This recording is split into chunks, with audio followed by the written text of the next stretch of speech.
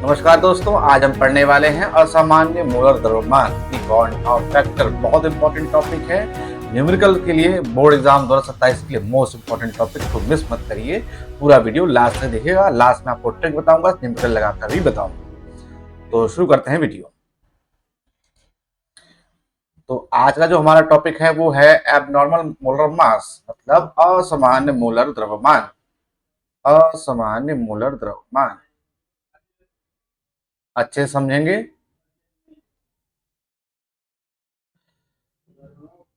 जब किसी विलेय सॉल्यूट का प्रयोगात्मक रूप से प्राप्त मोलर द्रव्यमान उसके वास्तविक मोलर द्रव्यमान से अलग होता है तो उसे असामान्य मोलर द्रव्यमान कहते हैं।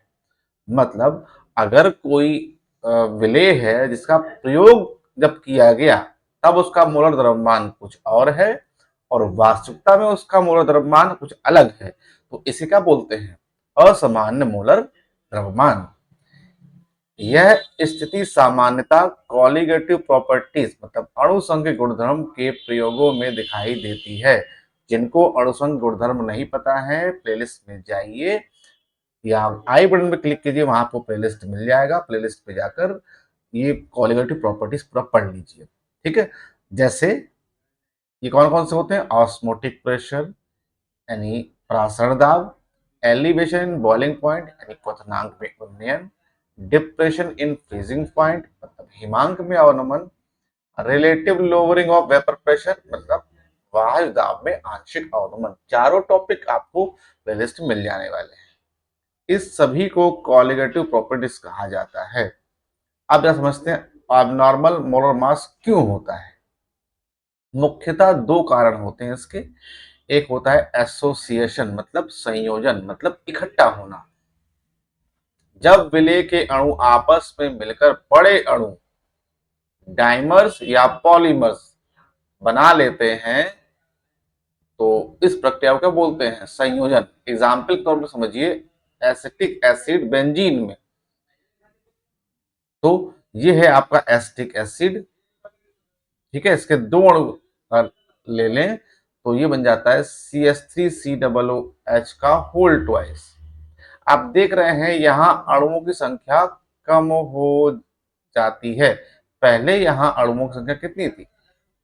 2 थी। अब यहां पर एक ही रह गई क्योंकि क्या बन गया है? डाइमर बन गया, 2 अणु इकट्ठे हो गए। ठीक है, तो परिणाम स्वरूप हो क्या रहा है? परिणाम स्वरूप क्या हो रहा है? कॉलिगेटिव प्रॉपर्टी कम हो जाती है।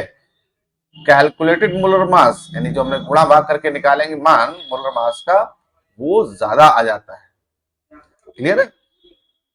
तो दूसरा पार्ट क्या होता है एबनॉर्मलिटी का? वो होता है डिसोसिएशन यानी विघटन, टूट जाना। जब विलेय पानी में घुलकर आयनों में टूट जाते हैं, जैसे एग्जाम्पल अगर हम ले लें नमक, नमक जब डिसोसिएट होता है तो बनाता है Na+ और Cl-।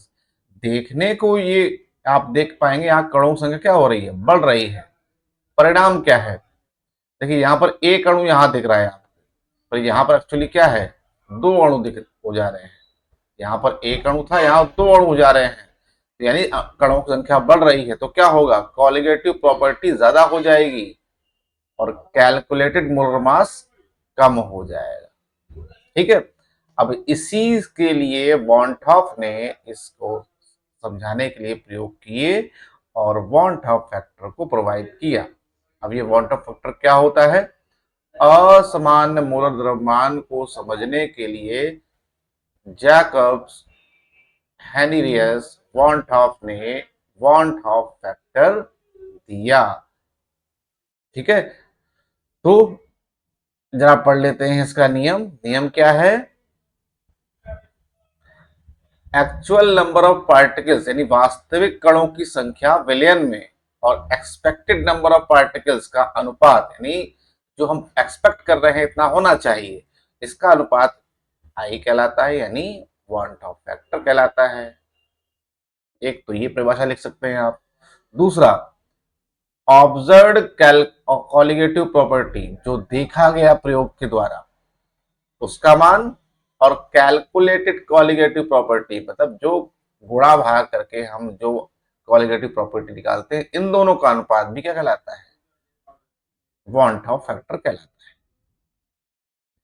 तीसरा क्या हो सकता है? Normal molar mass. नॉर्मल अवस्था में इसका मोलर द्रव्यमान क्या है और एबनॉर्मल अवस्था में मोलर मास क्या है, मोलर द्रव्यमान क्या है, इनका जो अनुपात होगा वो भी क्या कहलाएगा? वॉन टॉप फैक्टर। ठीक है, तो इस हिसाब से हम तीनों से आई निकाल सकते हैं, वॉन टॉप फैक्टर का मान निकाल सकते हैं। कौन कौन से केसेस बनते हैं इसमें, जरा वो भी समझ लेते हैं, बहुत इंपॉर्टेंट चीज है। मैंने लास्ट तक वीडियो देखिएगा, मैं आपको सवाल लगाकर ही बताऊंगा वॉन टॉप फैक्टर के केसेस। कंडीशन पहले समझिए। पहली कंडीशन है नो एसोसिएशन और डिसोसिएशन। ना एसोसिएशन हो रहा है, ना ही संगणन हो रहा है, ना डिकम्पोजिशन, ना ही अणु टूट रहे हैं। उस कंडीशन में आई की वैल्यू क्या हो जाएगी? एक ही रहेगी। ठीक, टूट नहीं रहा है, दोनों अनुपात बराबर हो जाएंगे। डिसोसिएशन जब टूट रहे होंगे तब आई की वैल्यू एक से ज्यादा हो जाएगी। मान लो एक के दो हो गए तो आई की वैल्यू क्या हो जाएगी? एक से अधिक हो गई। एसोसिएशन जुड़ाव की संगुणन की स्थिति में क्या होगा? दो के बदले एक हो जा रहा है, यानी क्या होगा? आई का मान कम हो जा रहा है, अणु संख्या कम हो जा रही है। ठीक है, तो एक डिसोसिएशन एग्जाम्पल लगा के मैंने बताया था, एग्जाम्पल लगा के बताऊं कैसे करना है आपको। तो पहले लेते हैं डिसोसिएशन का एग्जाम्पल, जब अणु टूट जाएंगे। तो देखिए हमने लिया NaCl, एक अणु था, Na प्लस और Cl बनाया, दो अणुओं की तरह बिहेव कर रहे हैं। पार्टिकल्स कितने बने? दो, इसलिए I का मान क्या हो जाएगा? दो हो जाएगा। I का मान क्या हो जाएगा? दो हो गया, जो कि एक से अधिक है। और वहीं अगर केस हम ले लें एसोसिएशन का, जुड़ाव का, संगुणन का, आप देख सकते हैं दो अणुओं से एसिटिक एसिड क्या बन रहा है? CH3COH का होल ट्वाइस। तो पार्टिकल्स क्या हो रहे हैं? कम हो रहे हैं, और जब पार्टिकल्स कम होंगे तो आई की वैल्यू क्या आएगी? एक से कम हो जा रही है। ठीक है, तो अब डिग्री ऑफ डिसोसिएशन, ये बहुत इंपॉर्टेंट है, जरा समझ लेंगे, इसे सवाल काफी कंफ्यूज हो जाते हैं बच्चे। तो डिग्री ऑफ डिसोसिएशन इसे हम अल्फा से दिखाते हैं, और इसका मान I-1 और N-1 होता है। ये डिसोसिएशन के केस में है, I-1 और N-1, इसको याद रखेंगे। जहां पर अल्फा क्या है? डिग्री ऑफ डिसोसिएशन, और N क्या है? नंबर ऑफ आयन फॉर्म, कितने आयन बने जब पानी में घोलते हैं, कितने आयन बने। ठीक है, एक एग्जाम्पल करके देखते हैं जिससे आपको समझ में आएगा ये होता कैसे। हमने लिया है KCl, जब टूटेगा K प्लस और Cl माइनस बनाएगा, दो अणु फॉर्म हो रहे हैं, यानी N का मान कितना हो गया? दो। तो अल्फा कैसे निकलेगा? देखिए ऊपर I-1 है, I-1 है। ठीक है, तो I-1 अपॉन N-1 है फॉर्मूला। तो I-1 बटे N कितना है? N है दो, दो माइनस एक, तो I-1 अपॉन 2-1 बराबर 1, एक का भाग देंगे तब भी कितना आएगा? I-1। तो आप देख लीजिए अल्फा का मान कितना आ गया? I-1। अगर I का मान सवाल में दे रखा है तो I का मान रखेंगे तो डायरेक्ट अल्फा का मान मिल जाएगा। या फिर I का मान इससे निकालना हो तो हो ये बन जाएगा अल्फा प्लस 1, इसको भी यूज कर सकते हैं जरूरत पड़ने पर। ठीक है, आई का मान निकालना हो और अल्फा डिसोसिएशन का मान दे रखा हो। आगे अगर एसोसिएशन हो रहा हो, सेकंड केस क्या होता है? एसोसिएशन हो रहा हो तो ये फॉर्मूला बन जाता है 1-I और नीचे N-1। इस फॉर्मूले का हम लोग यूज करते हैं। कैसे? एग्जाम्पल दे लेते हैं। ये कहाँ कहाँ यूज में आता है? इंपॉर्टेंट फॉर्मूला कौन कौन से में यूज होगा? ऑस्मोटिक प्रेशर में पाई इक्वल टू क्या हो जाएगा? ICRT।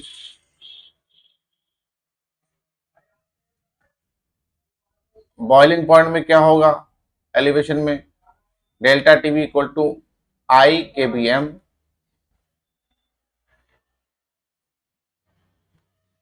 वहीं अगर फ्रीजिंग पॉइंट डिप्रेशन की बात होगी तो delta T F equal to i K F M, ये फॉर्मूला बनेगा।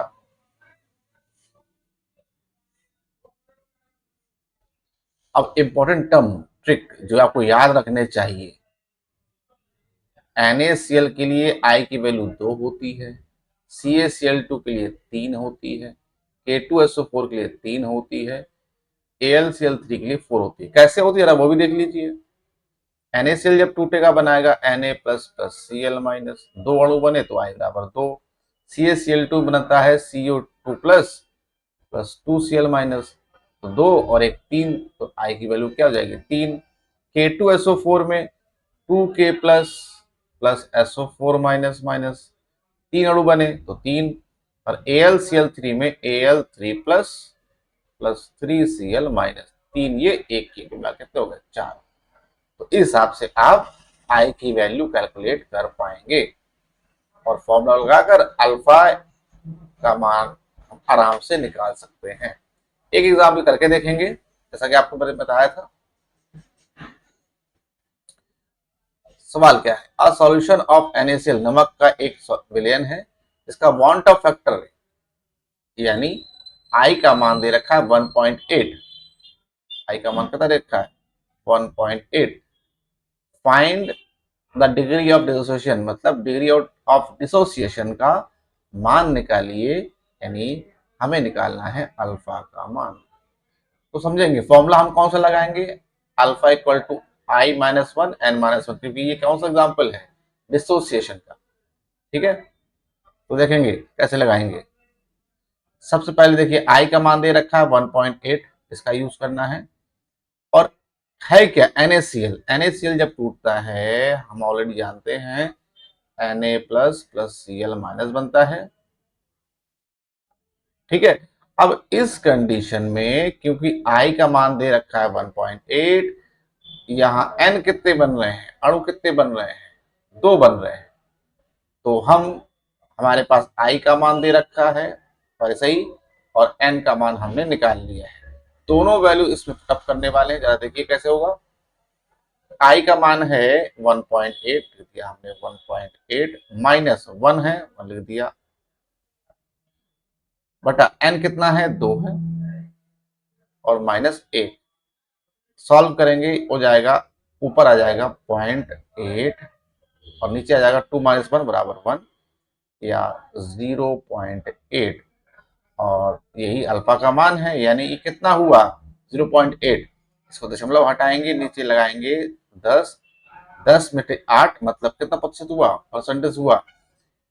अगर एक जीरो और लगा दें इसमें ऊपर भी, ये यानी 80/100, मतलब ये क्या हुआ, ये हो गया आपका 80%। कितना हो गया 80%। है ना आसान सवाल, आसानी से सीख लिया। एग्जाम के लिए इंपॉर्टेंट पॉइंट कौन कौन से हैं जरा समझ लेंगे।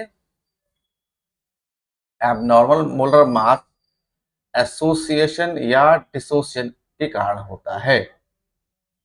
ठीक है, want of factor particles number correction के लिए किया जाता है। जो पार्टिकल्स में जो दिक्कत आई है उसको करेक्शन करने के लिए वांट ऑफ फैक्टर यूज में आता है। आई का मान ज्यादा कब होता है, डिसोसिएशन में होता है 1 से। आई का मान 1 से कम कब होता है, जब एसोसिएशन होता है, जुड़ाव होता है। और आई का मान 1 होता है आइडियल केस में, जब कोई भी परिवर्तन ना हो। तो यहां से हमने सीख लिया है कि असमान मोलर द्रव्यमान क्या है और बॉन्ड ऑफ फैक्टर क्या होता है। इसके सवाल लगाकर भी देखिए। नेक्स्ट जो टॉपिक है वो आपको हम पढ़ाने वाले हैं इसके अगले न्यूमेरिकल्स के लिए।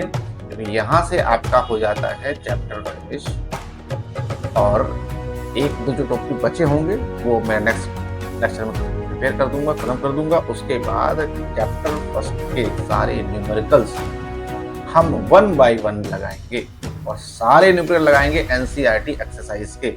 तो वीडियो को लाइक शेयर सब्सक्राइब करते रहें और अपने दोस्तों को भी शेयर करें, जिससे उनको भी इसका फायदा मिल सके। मिलते हैं अगले वीडियो में, तब तक